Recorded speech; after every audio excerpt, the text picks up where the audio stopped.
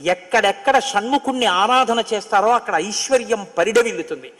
పక్కన ఉన్నటువంటి తమిళ దేశం, ద్రవిడ దేశంలో అంత ఐశ్వర్యం వచ్చింది, అన్ని పరిశ్రమలు వచ్చాయంటే కారణం ఏమిటో తెలుసా అండి?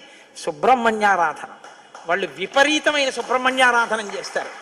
సుబ్రహ్మణ్య ఆరాధనం చేసినా, షణ్ముఖుడికి ప్రదక్షిణం చేసినా, ఆయనకి నమస్కారం చేసినా జ్ఞానము, ఐశ్వర్యము, సంతానమునకు క్షేమము, ఆయువు, ఆరోగ్యము అన్నీ కలుగుతాయి.